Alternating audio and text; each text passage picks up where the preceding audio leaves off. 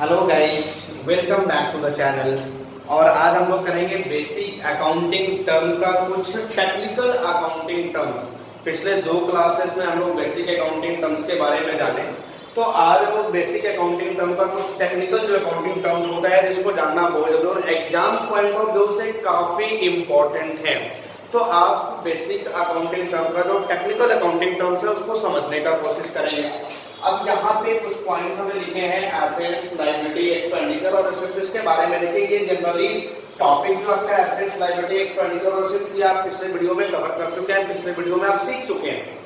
लेकिन अब इनका थोड़ा सा डीपली फॉर्म को हम जानेंगे कि एसेट्स, लायबिलिटी, एक्सपेंडिचर और रिसीव्स क्या होता है। अब सबसे पहले हम बात करें एसेट्स की, तो एसेट्स क्या था? वैसा कोई भी गुड्स जो बिजनेस को बेनिफिट लेने में, बिजनेस को प्रॉफिट्स अर्न करने में कहीं ना कहीं हेल्प कर रहा था, उसको हम लोग एसेट बोल रहे थे। अब एसेट्स को जनरली डिवाइड करा गया है 2 कैटेगरी में, एक नॉन करेंट एसेट्स और एक करेंट एसेट्स। अब देखिए नॉन करेंट एसेट्स हो या करेंट एसेट्स हो, इन सबको आप एक टाइम बेसिस पर डिवाइड करते हैं कि कौन सा नॉन करेंट होगा और कौन सा करेंट होगा।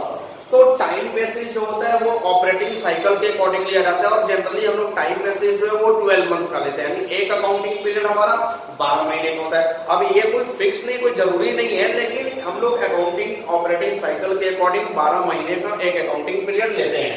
तो नॉन करंट एसेट्स को हम लोग बोलते हैं फिक्स्ड एसेट्स, और फिक्स्ड एसेट्स को डिवाइड करा गया 2 पार्ट में, टेंजिबल और इनटेंजिबल। अब देखिए वैसा कोई भी एसेट जो बिजनेस को लॉन्ग टर्म तक हेल्प करता है प्रॉफिट अर्न करने में, पैसा कमाने में, उसको हम लोग क्या बोलते हैं? Non current assets. यानी कि बिजनेस में वो एसेट्स यूज हो रहा है और लॉन्ग टर्म तक यूज हो रहा है और साथ ही साथ वो बिजनेस को बेनिफिट भी दे रहा है, प्रॉफिट्स भी दे रहा है, तो उसको हम लोग क्या बोलते हैं? Non current assets. अब जब ऑपरेटिंग साइकिल बोला गया कि 12 महीने से 12 महीना आपको ऑपरेटिंग साइकिल लेना है, एक अकाउंटिंग पीरियड 12 महीने का लेना है, तो 12 महीने से ज्यादा समय तक जो भी एसेट्स यूज होगा वो नॉन करंट एसेट्स के कैटेगरी में आ जाएगा।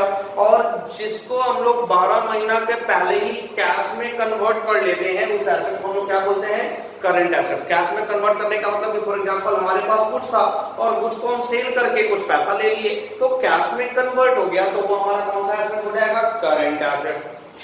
अब नॉन करंट एसेट को हम लोग फिक्स्ड एसेट बोलते हैं और फिक्स्ड एसेट्स को जनरली 2 पार्ट्स में डिवाइड किया गया, एक टेंजिबल एसेट्स और एक इनटेंजिबल एसेट। अब सिंपल डिफिनेशन क्या है टेंजिबल का और इनटेंजिबल का?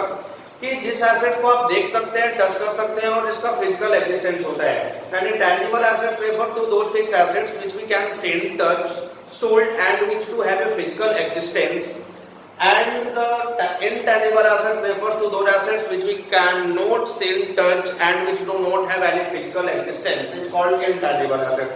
यानी सिंपल लैंग्वेज में कि जिसको हम लोग देख सकते हैं और जिसका फिजिकल एग्जिस्टेंस होता है उसको टेंजिबल, और जिसको हम लोग देख नहीं सकते हैं, फिजिकल एग्जिस्टेंस नहीं होता है, उसको हम लोग क्या बोलते हैं? इनटेंजिबल। तो कहीं ना कहीं ये बिजनेस को हेल्प करते हैं प्रॉफिट्स कमाने में, पैसा कमाने में। अब टेंजिबल में हम लोग एग्जांपल लेते हैं कि फॉर एग्जांपल प्लांट हमारा हो गया, बिल्डिंग हो गया, तो ये सबका सब टेंजिबल एसेट्स है, फिक्स्ड एसेट्स है जो बिजनेस को लॉन्ग टर्म तक हेल्प करेंगे प्रॉफिट्स कमाने में। और इनटेंजिबल में फॉर एग्जांपल हमारा गुडविल हो गया, या हमारा पेटेंट हो गया, या हमारा कॉपीराइट हो गया, तो ये सबका सब क्या है? इनटेंजिबल, जिसको ना तो लोग देख सकते हैं ना टच कर सकते हैं और इनका कोई फिजिकल एग्जिस्टेंस भी नहीं होता है। तो अब गुडविल क्या है? ये तो बिल्कुल नया अकाउंटिंग टर्म आ गया गुडविल।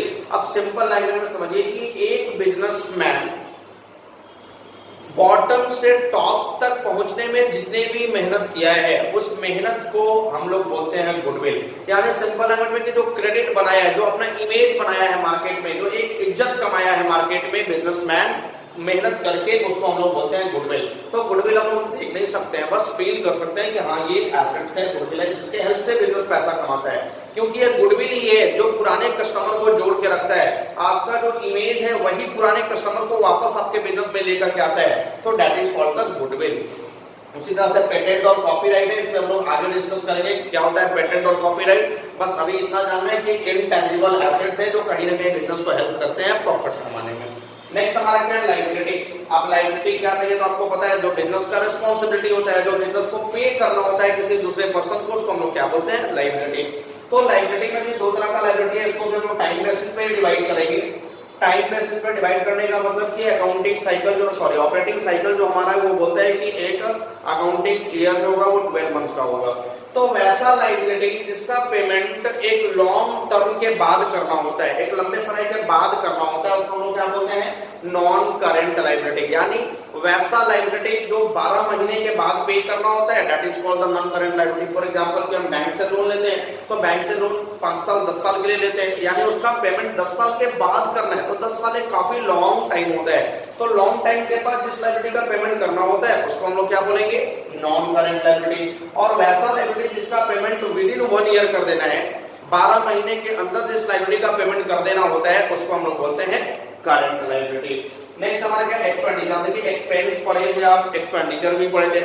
एक्सपेंस का मतलब क्या होता है, cost of acquired any services, किसी से पर्सन से सर्विस लेने के बदले जो कॉस्ट पे किया जाता है, जो अमाउंट पे किया जाता है उसको एक्सपेंस बोलते हैं। और एक्सपेंडिचर क्या था, एनी डिस्बर्समेंट ऑफ कैश और ट्रांसफर ऑफ प्रॉपर्टी और incurring A liability for the purpose of acquiring assets, goods और सर्विसेज। या सिंपल लैंग्वेज में cost of acquired any assets is called expenditure. यानी किसी एसेट्स को प्राप्त करने के लिए, एक्वायर्ड करने के लिए जो कॉस्ट देना पड़ता है उसको हम लोग बोलते हैं एक्सपेंडिचर।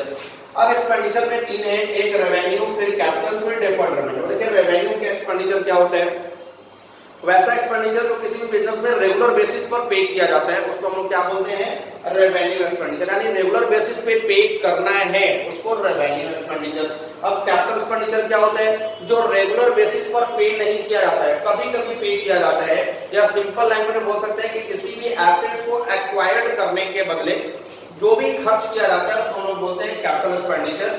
अब फॉर एग्जांपल कि आप एक मशीनरी खरीद रहे हैं, मशीनरी को खरीद के अपने बिजनेस तक लाने में कुछ ना कुछ हमको फेयर देना पड़ेगा, कैरेज देना पड़ेगा, भाड़ा देना पड़ेगा। तो वो जो खर्चा हम किए मशीनरी को अपने बिजनेस तक लाने में उसको हम लोग बोलेंगे कैपिटल एक्सपेंडिचर। क्योंकि मशीनरी हम बार बार नहीं खरीद रहे हैं, मशीनरी हम कभी कभी खरीद रहे हैं, तो वो खर्चा भी कभी कभी करना पड़ेगा। तो कभी कभी जो खर्चा बेड़ किया जाता है उसको हम लोग बोलते हैं कैपिटल एक्सपेंडिचर। और ये खर्चा जो होता है वो बिजनेस को बेनिफिट्स देता है, बिजनेस को प्रॉफिट्स कमाने में हेल्प करता है। तो ये हो गया आपका कैपिटल एक्सपेंडिचर। अब डिफर्ड रेवेन्यू एक्सपेंडिचर क्या है कि ये रेवेन्यू एक्सपेंडिचर ही होता है, यानी ये भी रेगुलर बेसिस पर ही पे किया जाता है, लेकिन इसका बेनिफिट जो होता है वो लॉन्ग टर्म तक मिलता है बिजनेस को। अब जैसे रेगुलर रेवेन्यू एक्सपेंडिचर हम लोग रेगुलर बेसिस पे तो कर रहे थे, लेकिन इसका बेनिफिट केवल उसी अकाउंटिंग ईयर तक मिल रहा था, नेक्स्ट अकाउंटिंग ईयर में नहीं मिल रहा था। फॉर एग्जांपल कि हम रेंट पे किए तो रेंट अगर मार्च का पे किए तो उसका बेनिफिट मार्च तक मिलेगा, अप्रैल का पे किए तो अप्रैल तक मिलेगा, बहुत लॉन्ग टर्म तक उसका बेनिफिट नहीं मिल रहा है। लेकिन ये ऐसा रेवेन्यू एक्सपेंडिचर है जो पे तो रेगुलर बेसिस पे ही करना है, लेकिन इसका बेनिफिट लॉन्ग टर्म तक मिलता है। फॉर एग्जांपल एडवर्टाइजमेंट, अब बिजनेस जो है एडवर्टाइजमेंट करती है अपने प्रोडक्ट्स के लिए, तो एक बार वो एडवर्टाइजमेंट किया तो उसका पेमेंट किया, उसका बेनिफिट लॉन्ग टर्म तक मिलते रहेगा। तो that is deferred revenue expenditure. And last हमारा क्या है, रिसिप्ट। अब रिसिप्ट का मतलब सबको पता है कि जो पैसा मिलता है किसी बिजनेस को, जो पैसा प्राप्त होता है किसी बिजनेस को, that is called the receipt. तो रिसिप्ट में भी 2 तरह का रिसिप्ट है, कैपिटल रेवेन्यू रिसिप्ट और कैपिटल रिसिप्ट। तो इसको भी टाइम बेसिस पे डिवाइड करा गया कि रेवेन्यू क्या है, कैपिटल क्या है। रेवेन्यू रिसिप्ट का मतलब कि जो रिसिप्ट रेगुलर बेसिस पर मिलता है, रेगुलर बेसिस पर होने वाला जो रिसिप्ट होता है उसको हम लोग बोलते हैं रेवेन्यू, यानी जो बार बार रिसिप्ट होता है। और कैपिटल रिसिप्ट का मतलब कि जो होता तो है लेकिन कभी कभी होता है, रेगुलर बेसिस पे रिसिप्ट नहीं होता है, तो उस तरह के रिसिप्ट को हम लोग क्या बोलेंगे, जनरली कैपिटल रिसिप्ट। तो ये 4 टेक्निकल अकाउंटिंग टर्म्स है जिसका कहीं ना कहीं आपके बिजनेस में यूज होता है और रेगुलर बेसिस पे यूज होता है, assets, liability, expenditure and receipts. I hope कि आपको अच्छे से समझ में आया होगा। अब इसके बाद कुछ और भी बेसिक अकाउंटिंग टर्म्स हमारे बचे हुए हैं जिनको हम लोग नेक्स्ट वीडियो में कवर करेंगे, नेक्स्ट वीडियो में डिस्कस करेंगे। तब तक के लिए आप इसका नोट्स बना लीजिए और इसका लैंग्वेज एक बार जाकर के बुक में चेक कर लीजिए। इसको अच्छे से पढ़िए और कहीं कोई डाउट हो कमेंट सेक्शन में मैसेज कर दीजिए या फिर डायरेक्टली फोन करके जो भी डाउट है उसको क्लियर कर दीजिए। तब तक के लिए आप इसको देखते रहिए और लाइक और शेयर करना ना भूलिए।